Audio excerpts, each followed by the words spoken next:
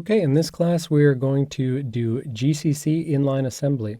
And so GCC, as mentioned previously, uses the GNU assembler gas syntax, and the most basic form is simply ASM quotes and instructions separated by /n's.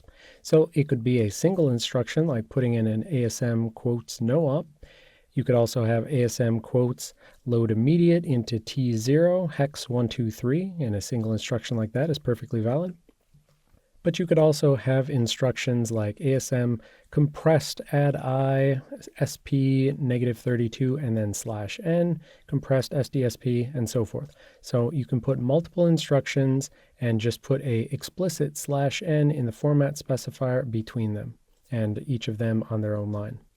So the reason that I find inline assembly preferable to standalone assembly is because it allows us to do things like use C variables. So we can go along, be running our normal C code, and then all of a sudden drop down into assembly, make use of some existing variables, and then pop back up into high-level code again. So for the extended assembly syntax, you will now have ASM and an assembly template. That will again be the quotes and some assembly instructions, but it is going to be a template, and you can think of it like it's sort of like a format string where you're going to have % and numbers, and those will be filled in with these subsequent things. Subsequent things, after a colon, there will be output operands. So if the assembly does some sort of output, like writing to memory, then the output would be specified here. And if it does some sort of input, then the input would be specified here. But these are all optional. It could have none of these, as in the example we already saw, or it could have no output but some input. It could have output but no input. And so the syntax is just quotes and whatever operands are necessary. Additionally, there's this list of clobbered registers. That's where you would give a hint to the compiler and the assembler that, hey, I just inserted some little snippet of assembly, and just FYI, I'm going to smash some registers like T0, T1, whatever.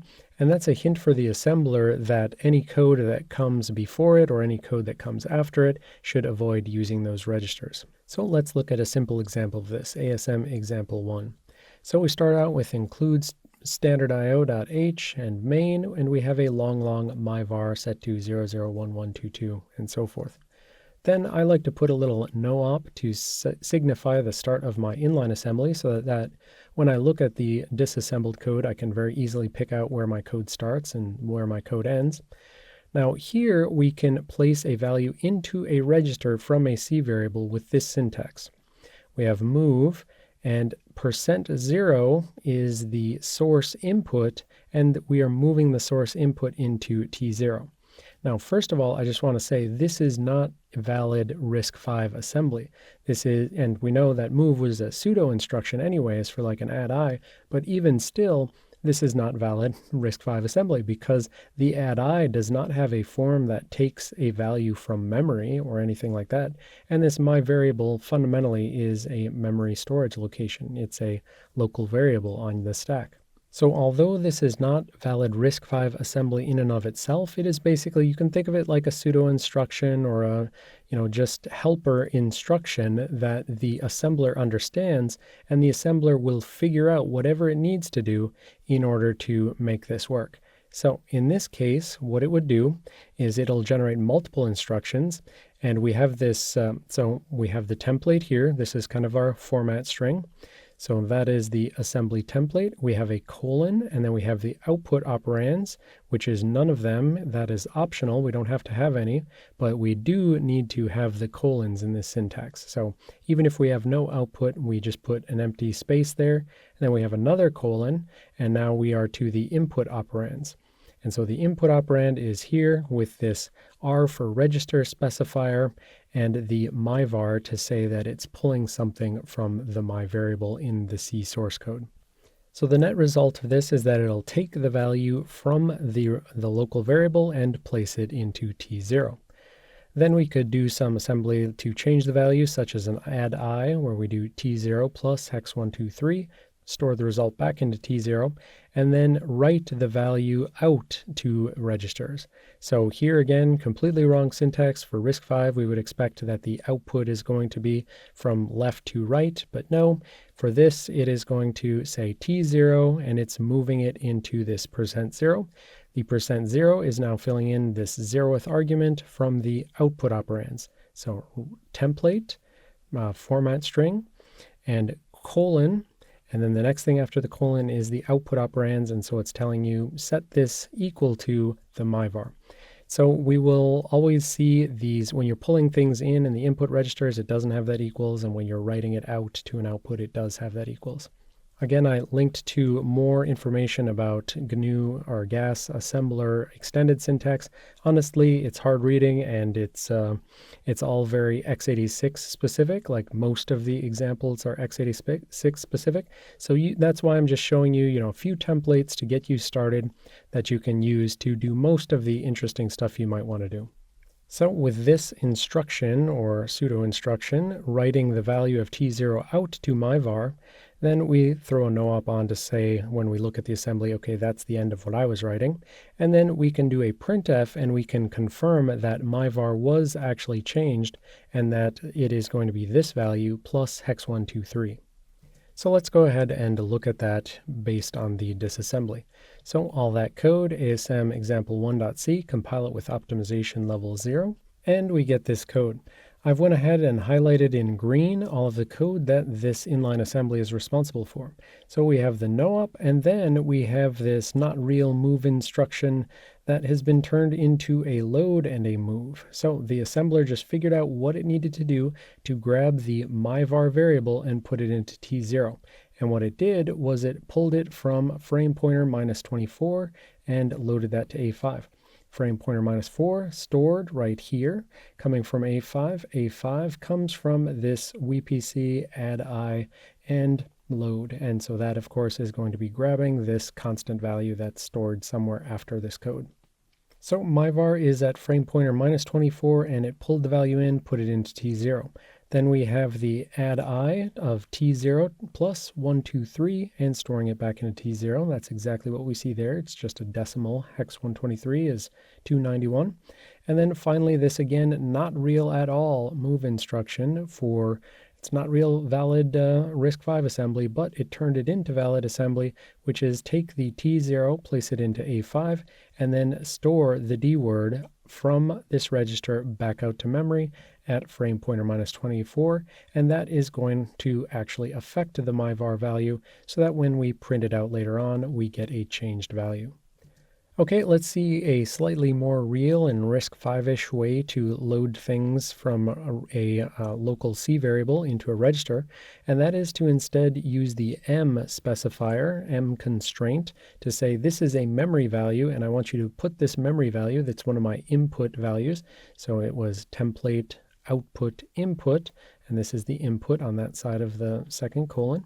And then this is going to say take the memory value and load it as a D word into the T0 register. So when I compiled that, the first thing I saw is that apparently the use of this memory specifier, this memory constraint, led to the inclusion of stack cookies in a way that it didn't for the previous example. The previous example was exactly the same, except it used that fake move and the fake move, and it used register specifiers, R for register instead of M for memory. So because of that, I added in the no stack protector, and I just threw on optimization level 2 for funsies. And that gave us this code, and this code is exactly what we've written here. We have a load from memory to the T0 register. So load, and it's up to the assembler to figure out where myvar is stored in memory. Here it's now saying it's at stack pointer +8 as opposed to frame pointer -24 in the previous one. So at optimization 2, it's just changing around how it's choosing to reference local variables. So load it up into T0, add to T0, and store it back out from T0. One other miscellaneous thing that I noticed about this is that also now there's this printf check included instead of printf or puts like the previous example. And what I can kind of infer here is that it seems like when the compiler or assembler sees that we've got the use of inline assembly utilizing memory, all of a sudden it gets paranoid on us. It adds in stack cookies and it starts using the printf check, which is more security conscious and actually looks for buffer overflows occurring as a result of the printf. So that's just a kind of interesting observation that's going on here with the use of inline assembly. And then finally, ASM example 3, this is just here because I want to give you an example of how to reference targets like labels within code. So you know that if you're writing C code, you could just put a go to and then a label. Well, you can do basically the same thing of using these labels in inline assembly. So here, for instance, we're going to once again just grab the myvar, but we have chosen to make the myvar come in from the command line so we can take different possible values. So pass a command line value. It's going to be treated as a signed long. It's going to be assumed to be base 16. Load myvar as memory up into the T0 register, and then use the sudo instruction branch if greater than 0. So is T0 greater than 0? If so, go to target 1. And we don't have to calculate like how far away target 1 is. We don't have to manually specify an immediate of the right size to get to target 1. We just say branch if greater than 0, T0, and go to target 1. So target 1 is down here. It's just target 1 colon, just like a C label. And so if you pass an input in here that is greater than 1, or greater than 0 rather, it's going to branch, it's going to go to target 1, and it will print my var is greater than 0. If it is not greater than 0, so if it's a negative value or if it's equal to 0, then instead this branch will not be taken. It will fall through. It will execute the code. My var equals the actual value is less than or equal to 0. And then it will fall through to the next assembly instruction, the sudo instruction J, Morpheus here, and it will jump to the target 2, and target 2 is down here, and then it's done. So we want that because we don't want it to just fall through and say, you know, it's less than or equal to 0, and then fall through and print again, and also it's greater than 0. So we have to jump back over that to get to the end of this code. So compiling that, and we see basically exactly what we wrote, modulo the fact that, of course, we've got these inline printfs. So load is going to just load it up from stack pointer plus 8, and we can see, you know, that was written to stack pointer plus 8. The output argument, the A0 coming out of string 2 long, A0 is the output, output's written to stack pointer plus 8, so yeah, that's my var. Load it up into T0, check the branch if greater than 0, and if it's greater than 0, go to main plus 44. So main plus 44 down here, and then it would load up again from, it would load up myvar again from the stack pointer plus 8, put it into A2. That's going to be argument 2 to the printf. Argument 1 is that it's going to pull in the pointer. It's going to calculate in argument 1 the pointer to the format string for the printf. That's the pointer to this string right here. And then argument 0 is 1, but I literally don't know what the arguments to printf check are. So I don't know what the indication of that is. I'd have to go check, read the fun manual and find out what the argument, the 0th argument to printf check is. But anyways, the point is you can see this code over here. It's basically this code over here. And so this is just an example of how you can now go and play around with control flow modifications by referencing labels as opposed to having to do any sort of calculation of offsets. And the final thing that I want to show you about having full control and absolute control over exactly the instructions you generate is writing raw bytes to get assembly. So you can specify them with the byte keyword, the short keyword, or the long keyword. If you choose to use the byte keyword, then you need to make sure that you write them in little endian order. So basically, if we do these bytes in that order, then it'll be $T1, T3. If we instead do a word, then we need to make sure that it's, big endian order. So we put the most significant bits here and the least significant bits there, all as one word. That's also $T1, T3. And if we wanted a compressed assembly instruction, we could use .short and then encode that instruction. And this particular one happens to be C add I stack pointer minus 32, aka add I stack pointer minus 32 back into stack pointer. So you can see that if you think you understand how instruction encoding works, then go ahead and just ASM output a word or some bytes or a short, and then see what the disassembler says you've output, and then you'll know for sure whether or not you encoded the instruction you expected. So here's an example of that, and we've got a surprise instruction for you right here, a dot word. We read in from the register, we do something with the dot word, and then we write it back out to the variable. I said read in from a register. I should have said read in from a variable. Write it back out to a variable. It's a surprise, except it's not that surprising because I'm lazy, and therefore I literally just took the encoding for add I from the raw bytes, stuck it into here, and we get the exact same code as before. It is the add I hex 123 T0 T0. You can actually even see the hex 123 in the most significant 12 bits. That isn't signed immediate 12 encoded in the assembly instruction, and it's showing up at those most significant 12 bits. And just because of the day and age in which we live, I want to point out that if you go off and you try to use a large language model to help you do inline assembly, because most of the assembly out there is definitely going to be in Intel x86 syntax. That's the majority of what GCC has been used to compile historically. So you'll find lots and lots of examples of x86, but you will not find very many examples of RISC-V.